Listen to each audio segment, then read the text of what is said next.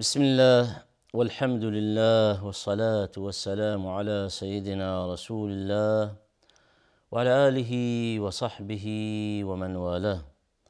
بینندگان عزیز و محترم، السلام علیکم و رحمت الله و برکاته. همواره با مباحث حقوق زن در دین مبین اسلام در خدمتتان می باشم. در نشست‌های گذشته مسائل زیادی پیرامون حقوق زن در اسلام به سمع حضور شما سروران گرامی رسانده شد و عنوان شد در جلسات گذشته بر این که دین مبین اسلام نسبت به رعایت حقوق زنان و ادای حقوق آنان اهمیت زیادی قائل شده. چنانکه بازگردیم به سخن الله واحد عز و جل در قرآن کریم و سخن پیامبرمان علیه الصلاة و السلام در سنت پاکش، روی هم رفته در واقع سخن از این است و دستور از این است که حقوق زنان بایستی رعایت شود و در تمام زمینه‌ها بدون کمترین شک و تردید این حقوق عنوان شدند. این قشر یعنی قشر زنان همانند قشر مردان در سایر حقوق در واقع در حد تساوی حقوق آنها چه رعایت شده است. از همان ابتدای تولد تا لحظه وفات و همچنین در واقع بعد از همین لحظه وفات تا روز بعث و نشور، آنچه که در واقع مهم است و بایستی در مورد حقوق زنان در دنیا و آخرت عنوان شود عنوان شده است بدون کمترین تبعیض. پس ملاک و معیار همانطوری که در جلسات گذشته عنوان شد، ان اکرمکم عند الله اتقاکم.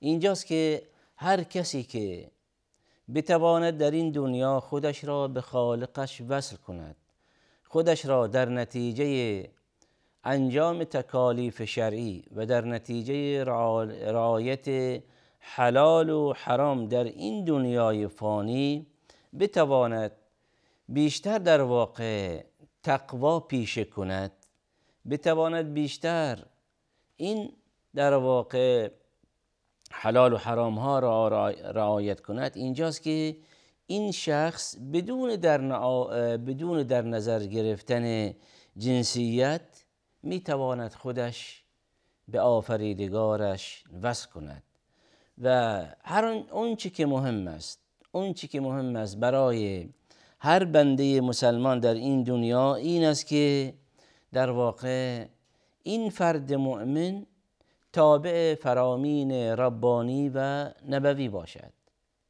اینجاست که در نتیجه پیروی و تأسی از فرمایشات ربانی و نبوی، این بنده مسلمان حال هر کسی که باشد، چه مرد باشد، چه زن باشد، چه در واقع بزرگ باشد، بزرگسال باشد، جوان باشد، اینجاست که در نتیجه این در واقع رعایت کردن امور حلال و حرام، این بنده مسلمان خودش به آفریدگارش نزدیکتر می کند و نتیجهش فردای روز قیامت خواهد دید. پس عمل در این دنیا نتیجهش در جهان آخرت می باشد و همانطوری که گفته می شود این دنیا در واقع کشزاری است برای آخرت. در این دنیا همانند یک زمینی است که در اون کشت می شود. پس زمینی که در اون کشت می شود، خب بعد از چند ماهی بایستی در اونجا محصولی باشد، نتیجه‌ای می دهد. این عمر کوتاه ما هر چند که به ظاهر به چند دهه هم برسد ولی کوتاه است، سپری می شود و اینجاست که فردای روز قیامت نتیجه ها اعلام می شوند. پس این نتیجه هایی که فردای روز قیامت اعلام می شوند بدون در نظر گرفتن جنسیت در واقع مرد و یا زن. پس هر کسی که در این دنیا بتواند در واقع اخلاق زیبایی و پسندیده‌ای داشته باشد و همین به فرامین الله و رسولش عمل کند، فردای روز قیامت نتیجه خوبی خواهد داشت. و هر کسی که در واقع در این دنیا از اخلاق زیبای قرآن و سنت فاصله بگیرد، دوری کند، بین خودش و اخلاق زیبای قرآن و سنت فاصله ای و پرده ای ایجاد کند، این شخص خواسته یا ناخواسته خودش را به سیاه و تیرگی میکشاند، خودش را به ظلمت و تاریکی میکشاند و کم کم در نتیجه چه از نور قرآن و سنت، از نور اسلام، از نور ایمان فاصله میگیرد. خب به طبع که این دو فرد، چنان که بیاییم و مقایسه کوتاهی داشتیم، فردای روز قیامت نمیتوان اینها در یک جایگاه قرار داد. عدالت الله واحد عز و جل ایجاب میکند، چرا که الله واحد عز و جل از صفاتش عدل می باشد و این صفت عدل باری تعالی ایجاب می کند که در مورد بندگانش فردای روز قیامت به عدالت حکم شود، قضاوت شود، تا اونهایی که در این دنیا چرا قرمزهایی رعایت نکردند. توجه فرمایید، با اون افرادی که خودشان را محصور کردند در دایره مباحات، در دایره حلال، خب باعثی فرق و تفاوتی باشد. در غیر این صورت عدالتی نمیماند. پس توجه بفرمایید که این اخلاقهای زیبای قرآن و سنت زمانی که رعایت می شود توسط یک فرد مسلمان، الان این فرد مسلمان چه مرد باشد چه زن باشد هیچ فرق و تفاوتی نمی کند.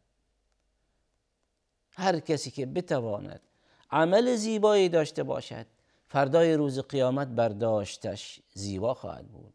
هر کسی که بتواند در واقع اعمال نیکی در این دنیا از خود به جا بگذارد، اعمال نیکی داشته باشد، فردای روز قیامت نتیجهش همین است، برداشتش همین است که نیکی می باشد. خب و پاداش نیکی رضایت الله واحد عز و جل، خوشنودی الله واحد عز و جل از این بنده مسلمان و وعده الهی به این بندگان مؤمنش بهشت برین می باشد. و اینجاست که هیچ گونه فرق و تفاوتی بین این جنسیت زن و مرد قرار داده نمی شود.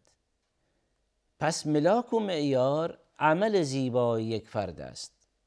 خب ادعا می شود، شبهاتی القا می شود و گفته می شود که در واقع دین اسلام دینی است که به قشر زنان اهمیت نمیده. چون این نیست، این همش صرف ادعا می باشد. ادعاها زیاد است. دشمنان اسلام میخواهند که در واقع دین مبین اسلام را زیر سوال ببرند و میخواهند که این همه زشتی ها را القا کنند، ظاهر کنند و وانمود کنند که بله دین اسلام دینی است که به زن ظلم و ستم زیادی روا کرده، در صورتی که چنین نیست. این دین به زیبایی ها، به خوبی ها، به پاکی ها دعوت می کند و دعوتش چنین نیست که قشری را دعوت کند و قشری را اهمال کند، قشری را در واقع به سمت سوی خوبی ها سوق دهد، ارشاد و راهنمایی کند و قشر دیگری را دعوت نکند. چنین نیست، بلکه تمام فرامین الله واحد عز و جل، تمام فرمایشات نبوی علیه الصلاة و السلام برای بشریت می باشند، عموم بشریت. هر کسی که بخواهد از این نور اسلام بهره ببرد استفاده کند در واقع میتواند خودش را به سمت و سوی سعادت ببرد. پس اینجاست که هر کسی که از فرامین الله واحد عز و جل و فرامین پیغمبرش علیه الصلاة و السلام غفلت کند، این فرامین را نادیده بگیرد، اینجاست که چون این فردی خودش از دایره زیبای اسلام پرت می کند، بین خودش و بین این دایره نورانی چه پرده و حائلی ایجاد می کند. حال این شخص چه کسی باشد مهم نیست، زن باشد و یا مرد. پس توجه فرمایید که دین مبین اسلام به قشر زنان اهمیت زیادی داده و تمام حقوق اونا، هر چه که در تمام زمینه‌های زندگی که یک زن به اون نیاز دارد دعوت شده است، راهنمایی و ارشاد شده است، برخلاف در واقع قوانین گذشته، برخلاف اون آداب و رسوم در واقع زشتی که در بین اقوام زیادی وجود داشته، برای اینکه زن به عنوان یک موجود شریفی نیست، زن به عنوان یک موجود پاکی نیست، زن به عنوان یک حتی در بین اقوام زن به عنوان یک فرد نجسی می باشد.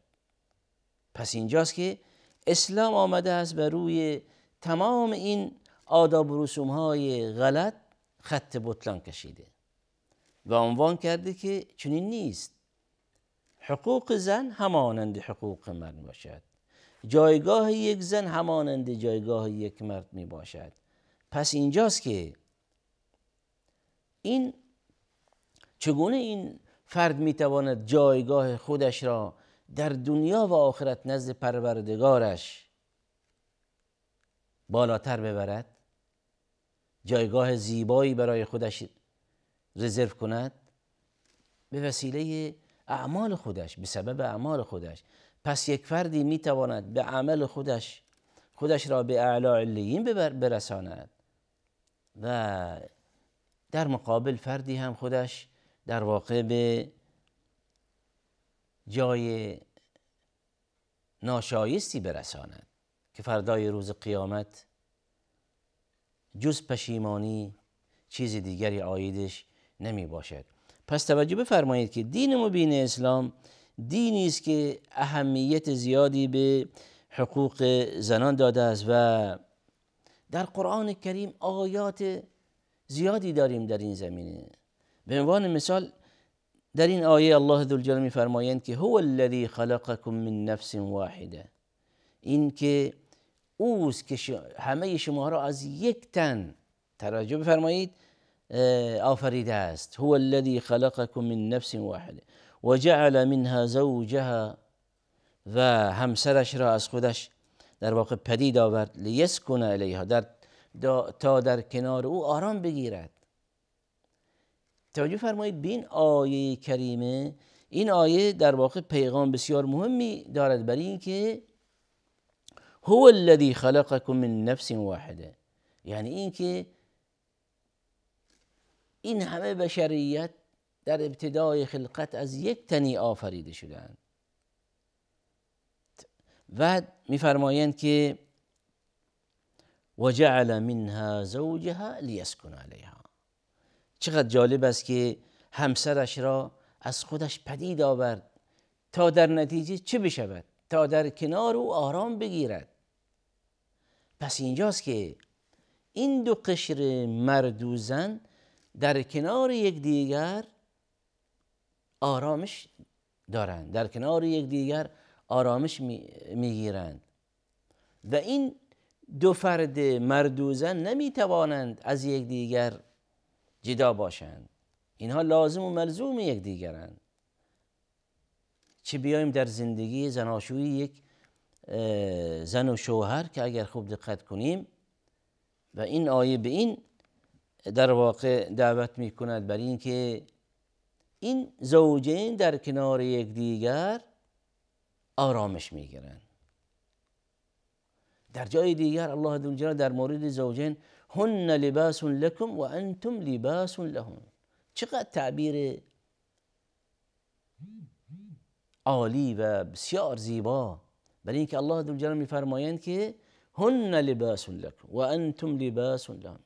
تعبیر قرآنی بر این است که این دو همسر نسبت به یکدیگر همانند چه در واقع پوشش یکدیگر هستند. چگونه زمانی که یک فردی مراجعه می کند برای دوخت لباس، مراجعه می کند به خیاطی برای اینکه یک لباسی برای خودش درست کند، اینجاست که اون خیاط با نهایت دقت چنان بایستی این در واقع لباس را طراحی کند، دوخت کند، تا اینکه در همان حد و اندازه جسم و اندام. تعبیر قرآنی این است که این دو زن و شوهر نسبت به یکدیگر لباسند. پس اینجاست که برمیگردیم و میبینیم که این هم نوعی حقوق برای زنان در قرآن کریم عنوان شده است. این خودش یک حقی از حقوق عالیه‌ای که در اسلام برای قشر زنان عنوان شده است. یعنی اینکه هر دو قشر به یکدیگر نیاز دارند. زمانی که تعبیر قرآنی هن لباس لکم، یعنی زنان برای شما لباسند، و انتم در مقابل و شما برای اونها هم لباسید. پس این لباسی که تعبیر می شود برای هر دو قشر مرد و زن عنوان می شود. توجه فرمایید. پس اینجاست که به این نتیجه می رسیم برای اینکه هر دو قشر مرد و زن در این دنیا به یکدیگر نیاز دارند تا در نتیجه بنا به تعبیر قرآنی کریم لیسکن علیها، تا اینکه با یکدیگر چه انس بگیرند، آرامش بگیرند. و این نوعی حقوق می باشد که برای هر دو قشر عنوان شده است، نه برای یک قشر. پس این مبحث در واقع حقوق زن در دین مبین اسلام و اینکه تعبیر قرآن کریم در این مورد چقدر زیبا و شیوا می باشد. اجازه بفرمایید همین مبحث قرآنی و حقوق زنان در قرآن کریم به نشست آینده واگذار کنیم. و آخر دعوانا ان الحمد لله رب العالمین و صلی الله علی سیدنا محمد و علی آله و صحبه و سلم.